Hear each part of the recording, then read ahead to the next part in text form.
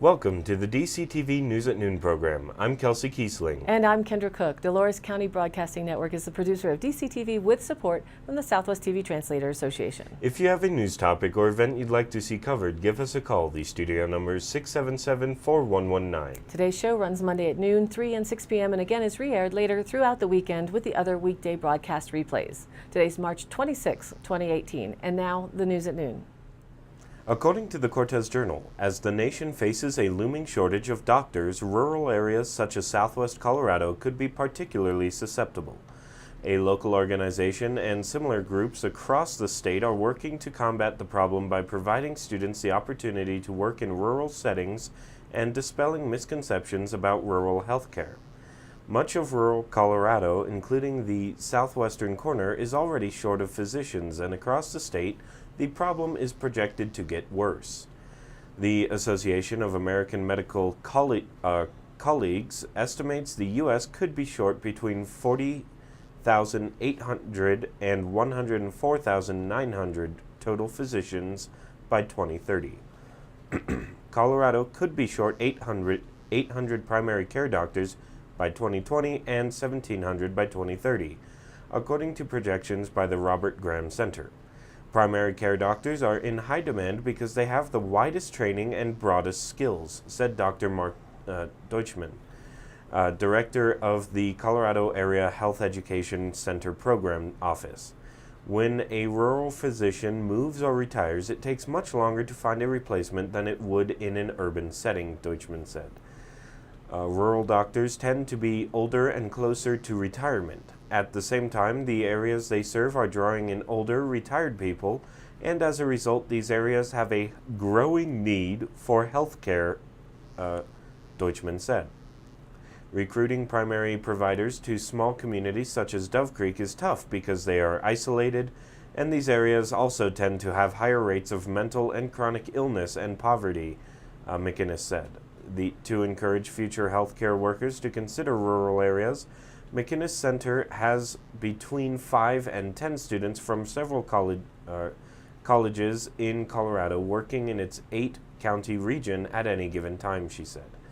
In addition to medical students, the center hosts students studying nursing, dentistry, and pharmacy, among other health professions. In 2017, the Southwestern Colorado Area Health Education Center hosted 45 medical students. Centers across the state provide about 20,000 nights of housing for students in rural areas, Deutschman said. The Journal reports that Cortez City Manager Shane Hale announced his resignation. Photo from the Journal. The announcement came last Friday that he plans to resign from his position this spring. Hale said he has accepted a position as town manager in Windsor, Colorado, after the offer was finalized Friday morning. He will begin his new job in June and plans to spend the intervening months helping the city find a new manager. The council plans to discuss its next steps during a workshop before the meeting on Tuesday.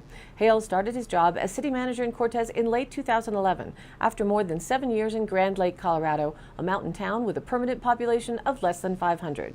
During his time in Cortez, he oversaw several large-scale efforts to improve Main Street and the Central Business District, including the Heart and Soul Community Long-Range Planning Project that started in 2012. A 2-year planning grant from the Orton Family Foundation enabled the city to create project goals that eventually led to the new gateway signs at the entrances to the city, more coordinated efforts to attract volunteers to town through the Welcome Center, and several city beautification projects. Some of the goals in the city set during the Heart and Soul planning process are still being realized this year, such as the upcoming Land Use Code update and the construction of medians on Main Street. Hale said his biggest regret in leaving Cortez is that he won't be able to see the city's fiber project completed. Hale said he took the Windsor position because he saw it as a great opportunity for himself and his family. The northeastern Colorado town is home to almost 30,000 people, according to its website, and is located on the edge of the Front Range metropolitan area. Hale said he believes it will be a good place to raise his 2 children, and he's excited about the chance to work in a growing community that still has a small town atmosphere.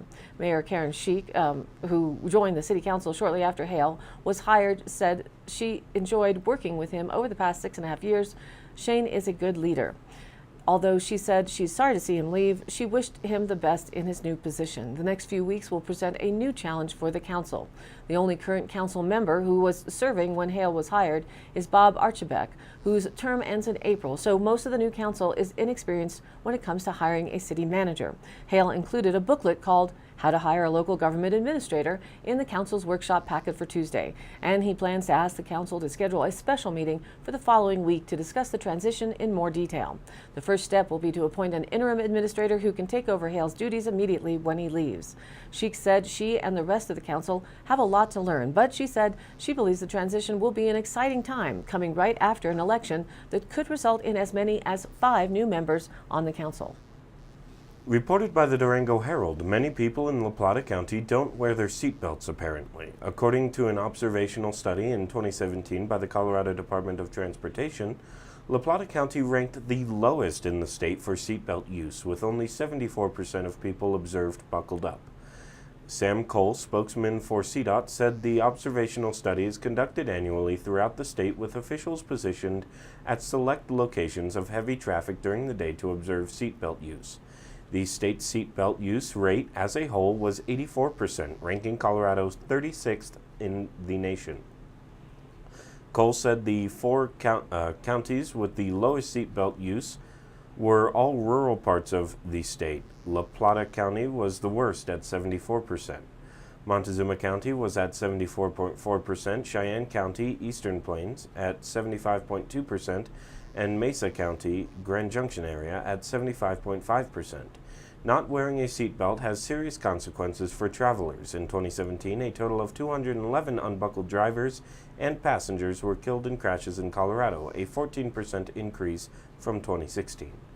Cole did not have the data for the amount of unbuckled people killed in La Plata County, but he did say 11 people were killed in car accidents in the county in 2017. From the Durango Herald, photo Jerry McBride. Ranchers and farmers dependent on irrigated water for their operations are preparing for a tough year, as they may receive just 50% of normal allocation. The situation is brighter for some and depends on which regional reservoir a farm or ranch draws its water from. Fortunately for us in Dolores County, farmers drawing water from McPhee Reservoir on the Dolores River are holding out hope for a full allocation this season. Pleasant View area farmer Travis Daves, who has 2,000 acres of irrigated farmland, plans to plant all 2,000 acres with alfalfa, corn, and spring wheat. He is aided by the fact that McPhee, at about half full, is higher than normal for this time of year thanks to generous runoff from the winter 2016-17 snowpack. McPhee holds 381,000 acre-feet, of which 229,000 are its active capacity, the volume of water that can be used for irrigation.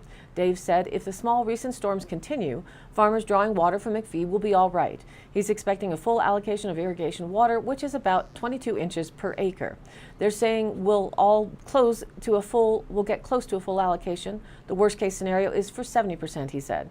It's hard to know how the next few weeks will go, he said, but he added the storm last weekend left 4 to 5 inches of snow on his farm. In addition, he said the long-range forecast is for a shift in the jet stream, allowing more storms into the Four Corners during this stingy La Nina winter. The outlook is less bright for those farming on the Florida Mesa and dependent on water from Lemon Reservoir. Phil Craig, who has 130 acres he plants with hay on the Florida Mesa, said the snow water equivalent for Lemon is at 45% of the 30-year average, and he expects only a half allocation of irrigation water this year, which will take him through June or perhaps the 4th of July before he runs dry. During a normal year, he has enough irrigated water to run through mid-September. He's planning for only 1 hay cutting this year, compared with 3 cuttings in a normal year. Craig said he's also heard people are considering stockpiling hay this year in preparation for another bad year next summer. Like McPhee, Lemon, which holds about 40,000 acre-feet, is about half full, which Craig says is helpful because usually this time of year, Lemon is about 1/3 full. Like Dave's, Craig still holds out for the possibility the La Nina pattern will break down, offering generous April showers. Anything's possible, he said. Steve Harris of Harris Water Engineering said regional reservoirs that are holding above normal volumes of water compared to the average for this time of the year is what's providing some optimism that the growing season won't be completely lost. Ranchers and farmers are used to droughts, he said. That doesn't mean it's easy, but most can probably get through it. Harris said it's so late in the season he doesn't hold out much hope for this winter snowpack. The snowpack that will supply runoff to the San Miguel, Dolores, Animas, and San Juan rivers is at 53% of normal. Mike Preston, general manager of the Dolores Water Conservancy District, operator of McPhee Reservoir, said despite snowpack that is only slightly above 50% of the 30-year average, irrigators on the Dolores project are sitting right at the edge of a full allocation. Again, he credits the generous 2017 runoff that's left McPhee storing about 50% of the water needed for this year's growing season. If regular storms return through April, Preston said people with water rights on the Dolores project will get a full allocation for irrigation. A side note that this doesn't talk about the dryland farmers. Gus Westerman, CSU Extension Officer and Chairman of DCDC, said at last month's meeting that these conditions may well lay about 70 to 80,000 acres of dryland farm fields fallow if the moisture remains absent in the soil. Reported by the Durango Herald, House Bill 1009, sponsored by Representative Dylan Roberts, Democrat of Eagle, would require pharmaceutical companies, pharmacy benefit managers, insurers, and nonprofits to make more information available on insulin pricing, including production costs, annual profits, and wholesale costs. Legislative analysts found that about 200,000 Coloradans take insulin to control their diabetes. The bill passed the House Health, Insurance, and Environment Committee on a 7-6 party line vote. Last week, the same committee, by the same vote, spread past House Bill 1260 to require drug companies to give 90 days public notice before significantly raising the price of a drug, while drug makers and insurance companies would have to post lists of the costliest and most profitable drugs. The bill is sponsored by Democrat Representatives Joan Janal of Fort Collins and Dominique Jackson of Aurora. And now let's take a look at the weather. The National Weather Outlook: over much of the U.S., we're feeling the rains and thunderstorms being the active player. As we are in spring season, and for sure in our area, we need as much of the moisture as we can have after a stingy winter season. From AccuWeather predictions, a storm that will first bring severe weather and flooding to the south central states will take aim at the eastern seaboard during a portion of the holiday weekend. While the exact timing of the storm is not set in stone, those planning road trips and flights into and out of the Northeast may need to allot extra time to reach their holiday destinations due to clouds and wet weather. 1 or 2 weak storms are forecast to track from the Pacific Northwest to the northern Rockies late this week and into the weekend. Temperatures will largely be above normal for this time of year from the southwest to Texas. Regionally, scattered rain and snow showers are expected north of Interstate 70 today and tonight, with isolated rain and snow showers elsewhere. Only light snow accumulations are expected, with the strongest showers with amounts of less than 2 inches. Snow showers are likely over the San Juan Mountains in southwest Colorado Tuesday and Tuesday night. Light to moderate snowfall accumulations are expected, and the remainder of the area will see a chance for rain and snow showers with little to no significant snowfall accumulations. Another chance for rain and snow will arrive late Wednesday and persist through late Thursday, mainly over the northern mountains of western Colorado. And today's DCTV 5-day outlook, which may vary slightly from the National Weather Service, which is where we get our numbers. Today, sunny with a high near 48, north winds 5 to 10 miles an hour, becoming west-southwest in the afternoon. Tonight, mostly cloudy with a low around 26 degrees, north winds around 10 miles an hour. Mostly sunny tomorrow with a high near 50-51, north winds 10 to 15 miles an hour. Tuesday night, mostly clear with a low around 26 or so. Wednesday, sunny with a high near 54, north winds 5 to 15 miles an hour. Wednesday night, mostly clear with a low down around 30. And for those headed to Easter camp in Disappointment Valley, so far so good. Thursday, sunny with a high near 55 degrees. Thursday night, mostly clear with a low around 30. Friday, sunny with a high near 61. Friday night, partly cloudy with a low around 35. And into Easter weekend, it's looking very nice so far. Saturday, mostly sunny with a high near 64. Saturday night, mostly cloudy with a low around 36. And now, back to the news. Reported by the Durango Herald, a measure allowing Colorado's community colleges to offer a Bachelor of Science degree in nursing is becoming law, but not because Colorado's governor signed it. House Bill 1086 is aimed at hoping to alleviate the state's acute shortage of nurses at a time when the population is growing, as are demands on Colorado's medical system. 4-year Bachelor of Science nursing degrees traditionally have been bestowed by 4-year colleges, not not community colleges, but backers of the measure say that the demand for nurses isn't being met by existing programs. Governor John Hickenlooper lauded the goal of addressing the nursing shortage, but in a letter to the Colorado House of Representatives on Friday, he said he would let the measure become law on Saturday without his signature. Why? Hickenlooper cited what he calls two major flaws with the bill. First, he objected to the fact that it grants authority to the 9-member state board for community colleges and occupational education, which governs the Colorado Community College system, to determine which 2-year schools can offer 4-year nursing degrees and not the State Commission on Higher Education. The Democratic governor called that move a highly questionable expansion of the role of Colorado's Community College System Board. Hickenlooper also complained of limited outreach by backers of House Bill 1086 in not involving all relevant stakeholders and higher education institutions in crafting the legislation prior to enlisting sponsors. The bill was sponsored in the House by State Representatives Janet Buckner, Democrat of Aurora, and Paul Lundeen, Republican of Monument, and in the Senate by Senators Tim Neville, Republican of Littleton, and Irene Aguilar, Democrat of Denver. From the Cortez Journal, Photos Journal, and Jim Mimiaga. Dolores and Montezuma County Commissioners are debating whether a National Conservation Area designation for the lower Dolores River is worth pursuing. In the lively meeting at Bubba's Restaurant in Lewis, commissioners juggled arguments about water rights, oil and gas revenue, environmental issues, and federal influence. The complex land, fish, boating, and water management issues on the river below McPhee Dam have been a topic of spirited debate for decades. The lower Dolores flows through both counties, but commissioners disagree on the merits of an NCA. Dolores County is willing to consider it, but Montezuma County is adamantly opposed to it. A natural conservation area is a federal land designation passed by Congress to protect sensitive lands. It creates a long-term plan for environmental protections plus preservation of multi-use recreation, water rights, agriculture, and industry. The NCA idea for a stretch of the Dolores River below the dam was floated in 2013 as a negotiation tactic between environmental groups and McPhee Reservoir officials. The goal was to add some long-term protection to the landscape in exchange for dropping the Dolores River's long-time suitability status for a National Wild and Scenic River designation, which typically comes with a federally reserved water right. Suitability for a wild and scenic river has not been designated by Congress, but federal land agencies must preserve the natural qualities that make it potentially eligible for the protectionist status. The worry for farmers and water managers is that if the river did get congressional approval for a National Wild and Scenic River, a federally reserved water right could draw from upstream McPhee Reservoir. Commissioner Keenan Ertel urged Dolores County to not support an NCA. "We have enough federal influence in our counties. Let's not invite more," he said. NCA language can protect water rights, countered Dolores Commissioners Julie Keibel and Steve Garcher. But Ertel said nebulous language in NCA draft documents could be interpreted by lawyers to mean additional water flows down the road. The word enhancement of river is used, and that to me is concerning because it could be interpreted in myriad of ways, like more water from our reservoir, he said.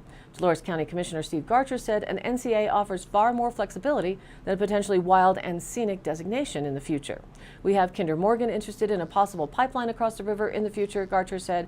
"That type of development could be allowed for under NCA legislation, but maybe not under wild and scenic." Dolores Commissioner Julie Keibel agreed that an NCA was worth considering. "Wild and scenic is what scares me to death. With an NCA, we are able to put language in there protecting water rights," she said, citing protection of a key pump station on the river that provides water for Dove Creek. Don Schwint, a board member for the Dolores Water Conservancy District that manages McPhee, was critical of earlier proposed NCA language. He said it did not provide enough specifics to protect McPhee water rights. Protection of native fish struggling in the lower Dolores River is seen as a catalyst for conservationists to lobby the federal government for more water to improve habitat, officials said. If they became listed as endangered, it could also force more water from McPhee. "We're caught in a bullseye down here," Schwint said.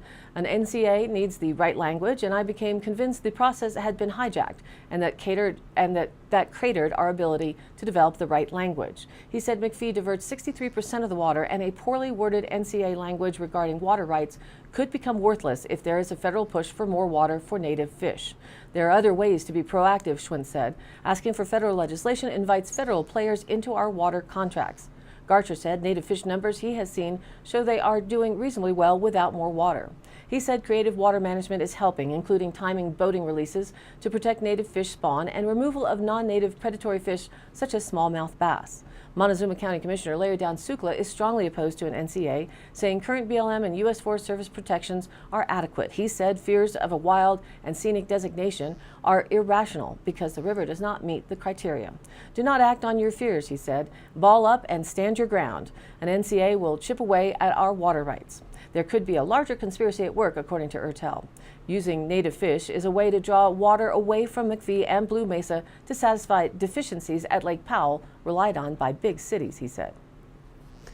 Reported by the Cortez Journal with photos by James Sumter. Some college students head to Cancun for spring break to experience the raucous atmosphere of one of Mexico's most popular party destinations. Others volunteer to bring solar energy to needy communities on the Navajo Nation. Earlier this month, 11 Fort Lewis College students installed 32 solar panels on the Ojo Encino chapter house, the main community gathering place for the chapter, about 2 hours south of Durango off U.S. Highway 550. It was a very meaningful trip, bringing together sociology and engineering students in a way to benefit regional needs, said Rebecca Clausen, professor of sociology. The idea for the project began last fall when Tim Willink, tribal programs manager for Grid Alternatives, gave a speech at FLC about the company's goals to bring solar to Native American companies in need. Willink said last week, the company's National Tribal Solar Program has helped more than 40 communities receive solar energy while at the same time provide tribal members and students with real-life experience. Willink went to the Ojo Encino to build a relationship, wanting to make sure the project had buy-in from the community. Ojo Encino is a small chapter which is similar to a township with a dispersed population of about 700 people in the southeastern corner of the Navajo Nation, about 25 miles west of Cuba, New Mexico. As is the case with most communities within the Navajo Nation, jobs are hard to come by and poverty can be high. Many people in the chapter have to travel 120 miles to Albuquerque for work, said chapter manager Gloria Chiquito. So the prospect of introducing solar energy, which is cheap and renewable, is a welcomed one. This particular project focused on the chapter house. For FLC, the project blended students from a variety of majors to take into consideration the cultural, political, land, and resource issues involved with the project like this, said Lori Williams, a physics and engineering professor. From the Durango Herald with photo from the Herald. The Durango Police Department will add a four-legged officer to its force this summer. Commander Jacob Dunlop said the K-9 is expected to hit the streets by mid-June. It will be working more of an evening to night shift, he said. Dunlop said the department is working with Rocky Mountain K-9 Academy in Denver to purchase and train a dog. They have 2 dogs immediately available for sale, and we've focused on one of the dogs, he said. One was more responsive to training, self-confident, and followed through quicker on commands. That dog is Betty, a Belgian Malinois. Her handler will be Officer Justin Moore. They will begin in early April to train together for 2 months in Denver. The dog will live at Moore's house, Dunlop said. Justin will get his certifications during the training, and the dog will too. DPD's K-9 unit has been dormant for more than 2 years, and restarting it is important to the department, Dunlop said. But bringing a K-9 on board the force is expensive. The police department was able to get Betty only after it received an anonymous donation last year. The dog itself is around $8,000, and the 8 weeks of training runs about $4,000, Dunlop said. A dog is a good resource for the police department, and the donation helped move us forward. Previously, when the department needed a K-9, it used one provided by La Plata County Sheriff's Office K-9 unit. I was there back when the Greenery was robbed at gunpoint, and the Sheriff's Office was instrumental in helping with their dog on scene, and a key component in apprehending the suspect, Dunlop said, referring to the robbery of a marijuana shop in April of 2017. He said if Moore does not mesh well with Betty during their training, the department could purchase a second dog, Jerry, a German Shepherd. Betty will be trained primarily in drug detection and patrol. For decades, police dogs have been trained to sniff out contraband cannabis, but Betty will be taught to ignore the smell of marijuana. It will only sniff out drugs illegal in Colorado, Dunlap said. The patrol work will also include bite maneuvers. He said the department is interested in adding a second canine to its force when the resources are available. Seeing 2 dogs working inside the city means we could have coverage throughout the entire week, Dunlap said. Reported by the Cortez Journal, the Four Corners Office for Resource Efficiency was awarded the Colorado Solar Energy Industry Association Solar and Energy Storage Award for the 11 to 99 kilowatt category March 12th during the Solar Power Mountain West Conference in Denver. The award recognizes Four-Cor's solar and new battery storage installation project for Socorro Senior Living in Pagosa Springs, which provides a home for 19 lower-income seniors that ensures a level of safety during power outages. It will save residents an estimated $5,000 in yearly electrical costs. The Environmental Protection Agency selected Four-Cor for a $25,000 award to implement the project. La Plata Electric Association matched the funds with sponsorships from Michael and Elaine Moravon, Britt Bassett, Ilana Stern, the Ballantine Family Fund, and First Southwest Bank. SolarWorks, Living Solar, Flat Rock Solar, and Dubson Solar also contributed to the project. For more information, visit www.4cor.org. And today's High Canyon Country happenings. March 31st should be a busy Saturday. It's Big Saturday in Moab, meaning don't bother trying to drive anywhere in the morning as trail groups head out from town in all directions for the Big Saturday of Trails that started the Easter Jeep Safari way back in the day when the chamber there wanted to start an event to help grow commerce. Anyway, elsewhere, if you are not down in the valley at Easter Camp, there are some fun Easter egg related events in our area. Hosted by the San Juan Chamber of Commerce and the Canyon Country Discover Center, March 31st from 11 a.m. to 2 p.m. Join them for a grand Easter egg hunt. All ages are welcome. It's free to all, and it's right there at the Discovery Center at the north end of Monticello, Utah. In Dove Creek, it's the Rock's 6th annual Easter Egg Dash. 100 golden eggs with special secret surprises, and new this year, eggs will be hidden at Walking Park instead of spread across the playing field. Free side games with prizes, breakfast burritos for $4 each, and the event opens at 9 a.m. with the egg hunt at 10 a.m. sharp. There will be pictures, face painting, games, and it's always a wonderful gathering, so come out and help celebrate with families and friends.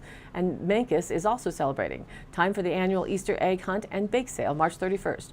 Meet at the Mancus Community Center located at 130 Grand Avenue. Be there at 10 a.m. and bring a basket or bag for the eggs. There will be 4 hunts going on at the same time. Please provide an adult or older teen for the younger kids. They'll be broken up by age groups of 0 to 3 years of age, preschool and kindergarten, 1st and 2nd grade, and 3rd and 4th grade. There will be a bake sale from 10 a.m. to 1 p.m. or until the baked goods are gone. The Easter Bunny will be available for pictures from 10 a.m. to 1 p.m. And all of the happenings are posted on our DCTV News at Noon Facebook page, along with the YouTube replays, weather, and original stories and local posts. To share your event or information, contact us. Email dcbnnews@gmail.com or call the station 677-4119, and we'll be sure to get your news on air. Thanks for tuning in. News at Noon airs at noon Monday through Thursday and then is rebroadcast at 3 and 6 p.m. on each of those days. The weekday news shows are then replayed throughout the weekend as well. And be sure to check us out on Facebook. It's DCTV News at Noon. Please like us there and share it with a friend. For Kendra Cook with DCTV and the News at Noon program out of Dove Creek, USA, I'm Kelsey Kiesling. Thanks for watching.